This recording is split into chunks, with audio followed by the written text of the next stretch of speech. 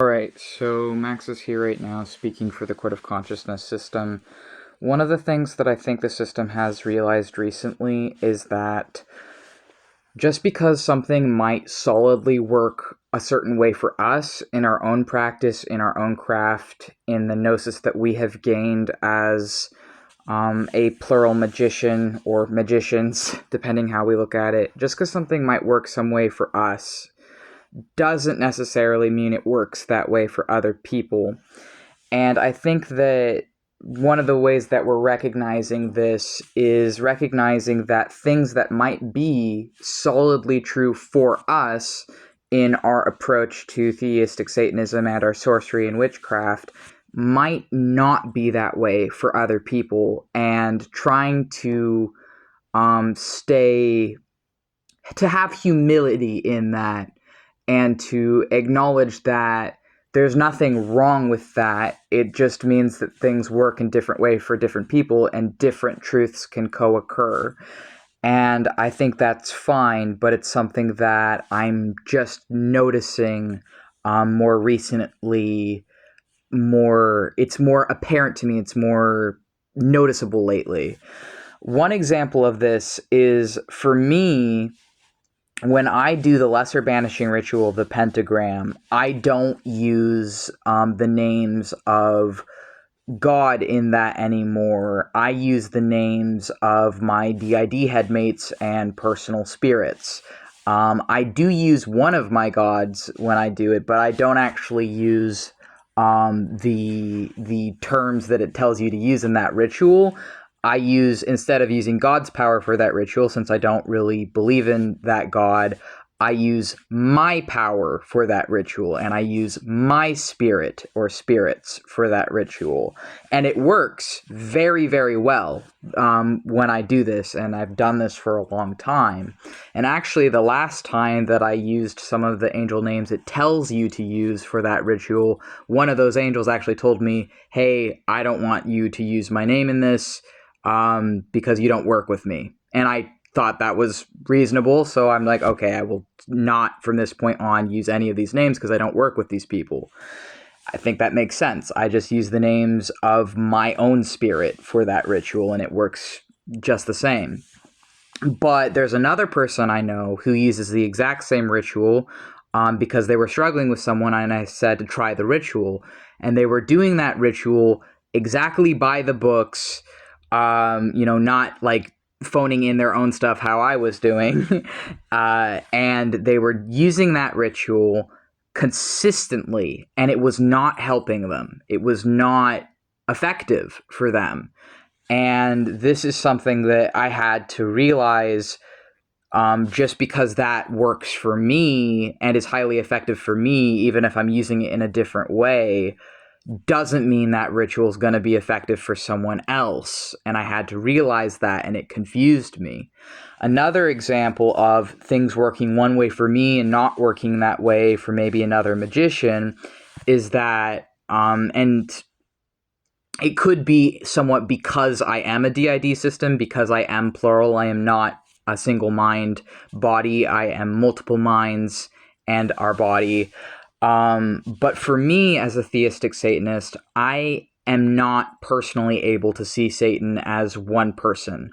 And when I tried to in the past, it actually led to rather serious health complications in my case, because I lost my wits, or I lost my ability to perceive like reality from fantasy, because the way that I had been approaching theistic Satanism at that time was working against my brain and was harming me.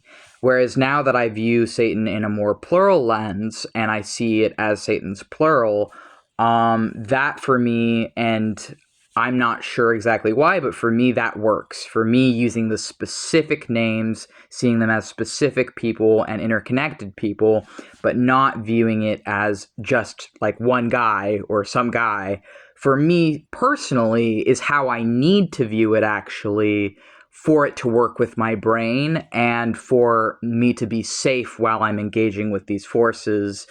But I've met other theistic Satanists where they do see it as one Satan. or they work with just an entity they call Satan. And I don't have a problem with that. The way that I kind of conceptualize that is I think that maybe the one Satan that they're working with is the multiple Satans that I'm working with, but just as a one person instead of as multiple people the way I see it. But it doesn't really matter, because what I've realized is that's perfectly valid. And even though that absolutely fundamentally doesn't work for me, if it works for other people, then that's a good thing, and that's to be celebrated.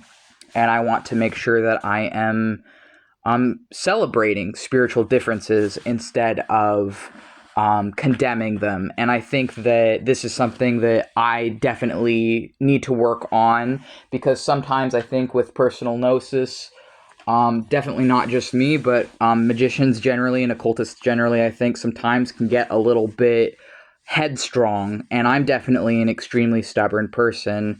So it's important to me to recognize that just because something might be my own personal gnosis and might be solidly true for me doesn't mean it is that way for other people. Another example of this is there's someone I know who I actually met one of my gods through this person, and I happen to know that this person is very, very, very deeply suffering, and I do not know how to help them. And I know that the kind of suffering they're undergoing seemingly involves infernal forces and the demons and demonic gods.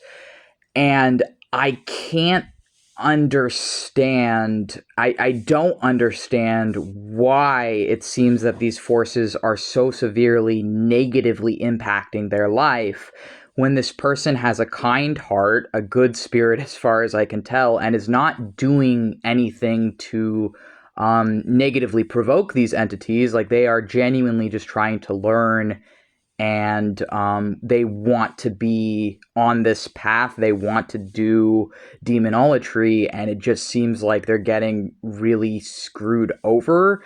And I'm watching it from a third-person perspective unfold over time, and it's been happening for a long time at this point. I've given them all the advice that worked for me, but it doesn't work for him. And I'm confused because I don't believe that these gods are malicious, or at least they're not for me, but they do appear to be harming my friend, who's even been working with one of them significantly longer than I have.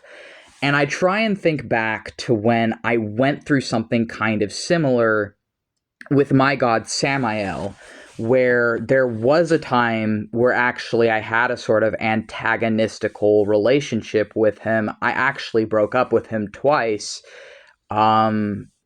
because of, this was like maybe a year or more ago, because of how unbearably painful and agonizing everything had become. And I knew that he actually kind of forced me away from him to then learn how to ward and bind against him, to protect myself from him. But it's like he taught me to protect myself from him, but then came back later and it resolved and it was okay.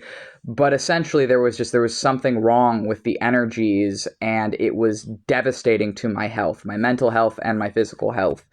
And I'm noticing something very similar happening to someone who is my friend, another demonolator, but with a different god. And I'm trying to understand how the same god for one person can be this like loving teacher who helps them fight through their fears and overcome things, to someone else who also just wants to learn and is genuinely trying their best to do this, can be a destructive, damaging force. And the only way that I can make sense of this paradox, as I do kind of see it as very confusing and seemingly like a paradox, the way I see that currently is that when I was suffering in my past, it had to do with my PTSD and the unresolved pieces of my own shadow that were coming up and being personified through my interactions with Samael, and I happen to know that the person I am watching suffer, who I have not been able to help, is another person with a very similar upbringing to my own, who also is a very, very deeply traumatized person, as am I. And I think that what might be happening, and of course I don't want to like say that this is what it is, but this is just my current theory, is that because a lot of these spirits and demons and demonic infernal gods, these satans, represent, I believe, different parts of human consciousness, as among other things, that perhaps the part of this person's shadow that is interacting with this god is volatile, and it's become destructive because of unhealed or unresolved trauma that then makes the energy of the gods seem antagonistical through their own shadow side, maybe. And that's sort of what I'm thinking, because that's kind of what it was for me. But that also doesn't make it any easier to like go through. And I want to make sure that I'm as respectful as I can be, but also that if there's anything I can do to help someone, that I am, when it's someone that I care about. But I do think things like this happen, and I don't want to just like rationalize it away or justify it away. I want to actually understand this. I want to understand why this happens. I want to understand why the same God for one person, when both people are genuine and authentic, because that's important to know, why the same God for one magician might cause them distress, and for another magician might lift them up, or different versions of that at different times. And I think that the way I currently can make sense of that is because we have different brains and different spirits, it must just interact with those energies in fundamentally different ways. So these are a few examples. These aren't all the examples of how something can work some way for me and my own belief system and my own approach to theistic Satanism, and not work that way for someone else. But I feel that it's important to draw attention to these things, because I think that too often people get caught up, especially in the modern day, with this idea of needing to be right, needing to be in the right, needing to be seen as whatever and seen as good or present a certain image. And it's probably pretty obvious from my current content up on here, but I don't really care about like that. Like how to put it, like I don't really care about like trying to appear like some big bad magician, because from my personal experience, a lot of the theistic Satanists I knew who presented themselves as these like powerful, scary magicians were not very nice people under the surface. And that's not to say that they can't be. Of course, they can be very nice people. But the people who I knew who were like presenting themselves as these like powerful, scary maguses or whatever, a lot of them were actually earlier into this stuff than I am, and made some pretty serious mistakes that they have since are learning from. And I think that for me, it's just important for me to acknowledge that as far as I've come, I am still human, and I am flawed, and I might have things that for me is what I need, but that doesn't mean it's that way for other people. And I need to acknowledge that, because if I don't, I could get stuck in a negative ego thing that I've observed and am trying to, at this point in my craft, no longer fall for the trap of.